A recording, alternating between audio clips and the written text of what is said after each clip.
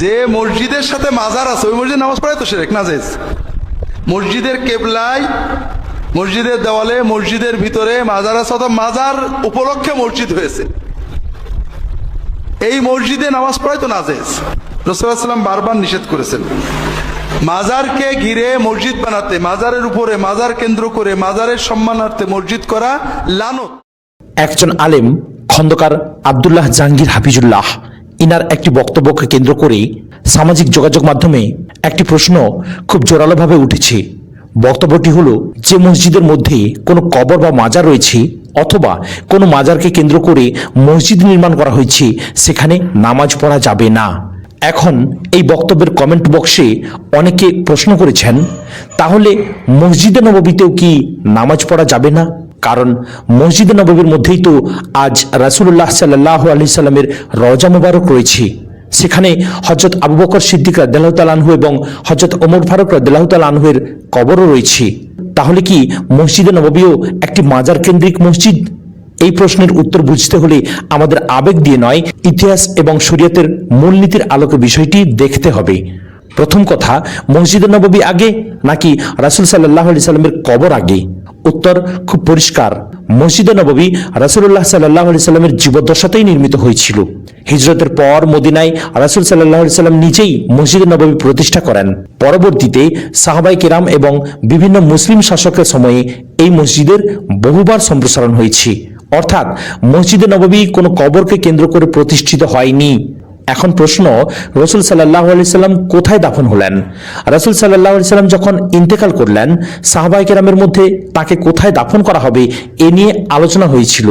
তখন হযরত আবু বকর সিদ্দিক রাদিয়াল্লাহু তাআলা আনহু রাসূল সাল্লাল্লাহু আলাইহি সাল্লামের একটি নির্দেশ স্মরণ করিয়ে দেন যে নবী যেখানে ইন্তেকাল করেন সেখানে তাকে দাফন করা হয়। সুতরাং রাসূল সাল্লাল্লাহু আলাইহি সাল্লামকে মসজিদের মধ্যে নিয়ে গিয়ে দাফন করা হয়নি, তাকে দাফন করা হয়েছিল তার স্ত্রী হযরত আয়েশা রাদিয়াল্লাহু তাআলা আনহার হুজরায়, যে হুজরায় তিনি ইন্তেকাল করেছিলেন। হযরত ওমর রাদিয়াল্লাহু তাআলা আনহুর দাফনের অনুমতি চাওয়ার ঘটনাটি সহিহ বুখারীতে স্পষ্টভাবে বর্ণিত হয়েছে।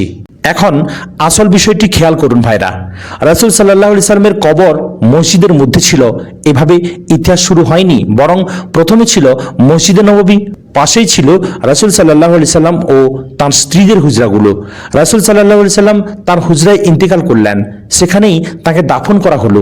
অর্থাৎ মসজিদ বানিয়ে তার মধ্যে কবর দেয়া হয়নি, বরং পরবর্তী শতাব্দীতে মসজিদে নববীর সম্প্রসারণ হতে হতে আয়েশা রাদিয়াল্লাহু তাআলা আনহার হুজরাটি বৃহত্তর মসজিদ স্থাপনার অন্তর্ভুক্ত হয়ে যায়।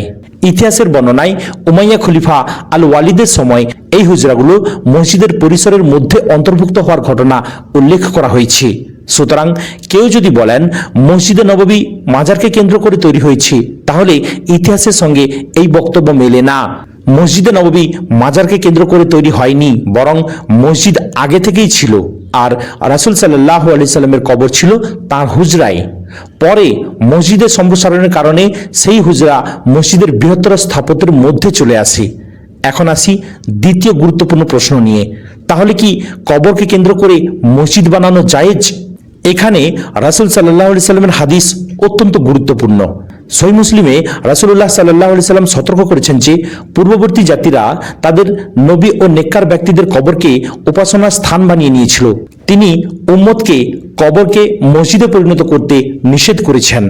আরেকটি হাদিসে হযরত আয়েশা রাদিয়াল্লাহু তাআলা আনহা বর্ণনা করেন, রাসূল সাল্লাল্লাহু আলাইহি সাল্লাম তার শেষ অসুস্থতার সময় পূর্ববর্তী জাতিদের এই কাজ থেকে সতর্ক করেছিলেন।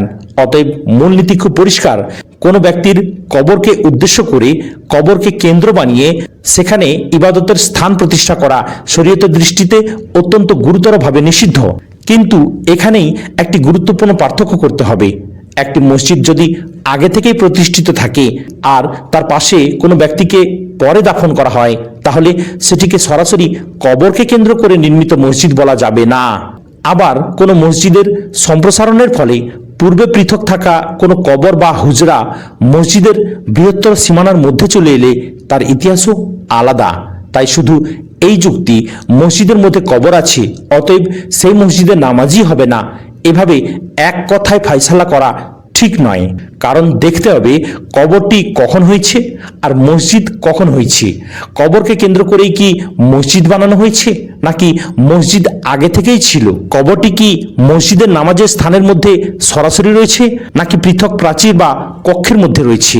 এসব বিষয় ফিকের আলোচনায় গুরুত্বপূর্ণ। আর এখানে আমি মনে করি কমেন্ট বক্সে মসজিদে নববীকে উদাহরণ দেওয়ার আগে ইতিহাসটা জানা দরকার। কারণ মসজিদে নববীর ক্ষেত্রে বিষয়টি এমন নয় যে আগে একজনের মাজার বানানো হলো, তারপর সেই মাজারকে কেন্দ্র করে মসজিদ বানানো হলো। বরং ইতিহাস হলো মসজিদে নববী প্রতিষ্ঠিত হয়েছে রাসূলুল্লাহ সাল্লাল্লাহু আলাইহি সাল্লামের জীবদ্দশায়। রাসূল সাল্লাল্লাহু আলাইহি সাল্লাম ইন্তেকাল করেছেন তার হুজরায়, তাকে সেখানেই দাফন করা হয়েছে। পরবর্তী সময়ে মসজিদ সম্প্রসারণের ফলে সেই হুজরা মসজিদ স্থাপনার মধ্যে অন্তর্ভুক্ত হয়েছে। তাই মসজিদে নববীকে সাধারণ মাজার কেন্দ্রিক মসজিদ এর সঙ্গে এক করে দেখা ঐতিহাসিকভাবে সঠিক নয়। তবে একই সঙ্গে আরেকটি কথাও পরিষ্কার করে বলা দরকার, মসজিদে নববীর উদাহরণ দেখিয়ে কবরকে কেন্দ্র করে নতুন নতুন মসজিদ বানানোকে বৈধ প্রমাণ করা যাবে না। কারণ রাসূল সাল্লাল্লাহু আলাইহি সাল্লাম কবরকে মসজিদ বানানোর ব্যাপারে নিষেধ করেছেন। অর্থাৎ দুইটি বিষয়কে আলাদা করতে হবে। এক, আগে কবর, পরে কবরকে কেন্দ্র করে মসজিদ, এটা নিষিদ্ধ। দুই, আগে মসজিদ বা বসত বাড়ি ছিল, পরে সেখানে দাফন করা হয়েছে, অথবা পরবর্তী সম্প্রসারণে স্থানটি মসজিদের সীমানার মধ্যে এসেছে। আর এটি প্রথম বিষয়ের সঙ্গে এক করে দেখা যাবে না। তাই আমার বক্তব্য কোনো আলেমকে ছোট করা নয়, বরং বক্তব্যের উদ্দেশ্য যদি হয় কবরকে কেন্দ্র করে মসজিদ বানানো যাবে না, তাহলে এই মূলনীতির পক্ষে সহিহ হাদিস রয়েছে। কিন্তু কেউ যদি বলেন মসজিদের মধ্যে কোনো কবর থাকলেই সেই মসজিদে নামাজ পড়া যাবে না এবং সেটি শিরক, তাহলে বিষয়টিকে আরো বিস্তারিতভাবে ব্যাখ্যা করা দরকার।